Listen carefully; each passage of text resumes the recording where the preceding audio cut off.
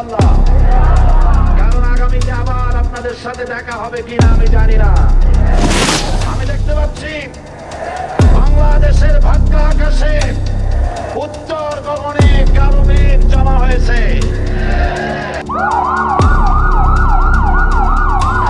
বিড়ালের মতো 500 বছর বেঁচে থাকার কোনো লাভ নাই। সিংহের মতো এক ঘন্টা বাঁচতে চাই। লাফালাফি বেশি করবে না। 12 কোটিতে গাছের গুঁড়ো আসতে না দেবে, মামাবাড়ি দিল্লি গিয়ে পড়বা। যেদিন আপনাদের কানে যেদিন খবর আসবে সাইদিনাই। বাংলাদেশের ইসলামী দাওয়াতের আকাশে উজ্জ্বল এক নক্ষত্র, বিশ্ববিখ্যাত দাঈ আল্লাহ, সাবেক সংসদ সদস্য, জামায়াতে ইসলামী বাংলাদেশের নায়েব আমির আল্লামা দেলোয়ার হোসেন সাঈদী আজ আমাদের মাঝে নেই। তার জীবন ছিল আলো আধারের মিশেলে, ছিল কোটি মানুষের ভালোবাসা, আবার ছিল কঠিন সমালোচনা ও বিতর্ক। আজ আমরা ফিরে দেখব তার জীবনের সেই বর্ণাঢ্য পথ চলা, অবিচারের অভিযোগে ভরা কারাবাস এবং শেষ নিঃশ্বাসের বেদনাময় মুহূর্তগুলো। 1940 সালে 2 ফেব্রুয়ারি পিরোজপুর জেলার সাইদখালী গ্রাম একটি সাধারণ মুসলিম পরিবারে জন্ম নিলেন এমন এক শিশু যার কণ্ঠ একদিন কাঁদাবে লাখো মানুষকে, জাগ্রত করবে ঘুমন্ত হৃদয়কে। পিতা ইউসুফ সাঈদী এক প্রখ্যাত আলেম ও শিক্ষক, মা গৃহিণী হলেও ছিলেন ধর্মভীরু ও স্নেহময়ী। ছোটবেলা থেকেই কোরআনের আলোয় বেড়ে ওঠেন সাঈদী। পড়াশোনা করেন সরসিনা আলিয়া মাদ্রাসা ও খুলনা আলিয়ায়। 1964 সালে তাফসির কামিল সম্পন্ন করে নিজেকে সম্পূর্ণ উৎসর্গ করেন কোরআনের দাওয়াতে। যাবে কি আর বোকা বানানো যাবে? দাওয়াতের ময়দানে সাঈদী সাহেব ছিলেন অপ্রতিদ্বন্দ্বী। বাংলাদেশের গ্রাম থেকে শহর, মসজিদ থেকে আন্তর্জাতিক সম্মেলন, 50টিরও বেশি দেশে পৌঁছে দিয়েছেন কোরআনের বাণী। তার কণ্ঠের তেলাওয়াত শুনে অনেকে ইসলাম গ্রহণ করেছেন। অসংখ্য পথভ্রষ্ট মানুষ ফিরে এসেছেন আলোর পথে। কিন্তু তার জীবন শুধুই দাওয়াতের ময়দানে সীমাবদ্ধ ছিল না। 1996 ও 2001 সালে পিরোজপুর 1 আসন থেকে জাতীয় সংসদ সদস্য নির্বাচিত হয়ে তিনি দেশের ধর্মীয় ও সামাজিক অঙ্গনে রাখেন গুরুত্বপূর্ণ অবদান।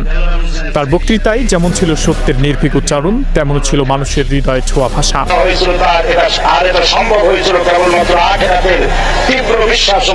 কিন্তু 2010 সালে সেই কালো দিন গ্রেপ্তার হলেন আল্লামা সাঈদী। অভিযোগ 1971 সালের মুক্তিযুদ্ধের সময় মানবতা বিরোধী অপরাধের সম্পৃক্ততা।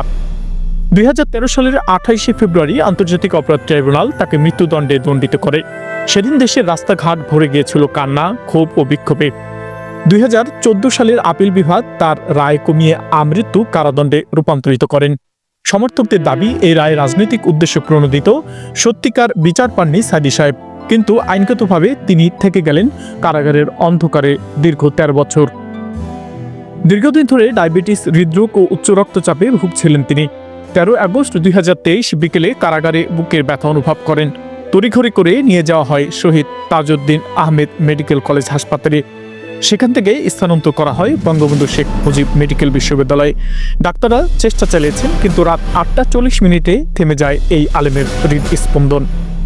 শোকের ছায়া নেমে আসে দেশের প্রতিটি প্রান্তে, সামাজিক মাধ্যমে ছড়িয়ে পড়ে শোকবার্তার ঢল। যদিও তার দলের নেতাকর্মীদের দাবি যে এটি প্রকল্পিতভাবে হত্যাকাণ্ড। পিরোজপুরের মাটিতে অনুষ্ঠিত হয় তার জানাজা, এমন জানাজা যা বাংলাদেশে বিরল। লাখো মানুষের ভিড়ে আকাশ ভরে যায় কান্নার সুরে। কেউ উচ্চারণ করে দোয়া, কেউ ফিসফিসিয়ে বলে, তিনি কি ন্যায় বিচার পেয়েছিলেন? দেলোয়ার হোসেন সাঈদী একটি নাম, একটি ইতিহাস, একটি বিতর্কিত তবুও অস্মরণীয় অধ্যায়। তার জীবন যেমন আলোর মতো উজ্জ্বল, তেমনি ছিল অন্ধকারের মতো গভীর। আমরা প্রার্থনা করি মহান আল্লাহ তাকে ক্ষমা করুক, জান্নাতুল ফেরদাউসের সর্বোচ্চ মর্যাদা দিন।